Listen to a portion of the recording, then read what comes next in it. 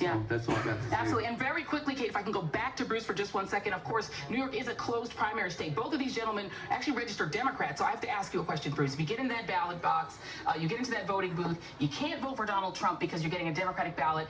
Now, what do you do? Who do you think you will go for between Bernie and Hillary?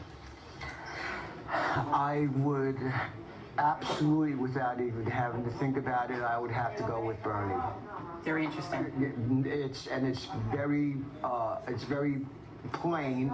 I think that Clinton and her husband, who was President Bill Clinton, I think that there would be too many secrets, that knowledge that Bill Clinton had would be passed to his wife.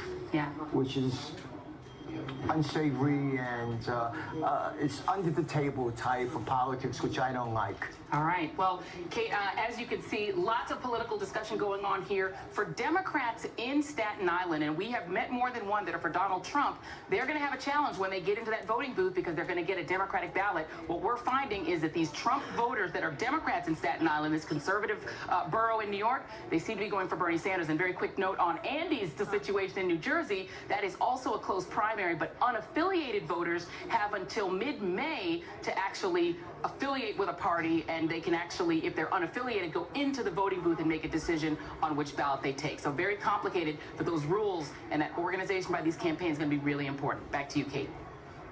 Yeah, it is. And Joy, I was wondering whether your first voter there will just not go to the primary, just skip over the primary and try to show up at the general for Trump. You know what? I can ask these guys both. Listen, if you guys can't vote for Trump in the primary, if you're not able to because you're not affiliated with the Democratic Party, would you guys potentially skip the primary at all? Kate's asking. That's a definite possibility. Absolutely, yes. Yes. Yeah. What about you, Andy? Yes, I would. You could skip the primary and wait for the general.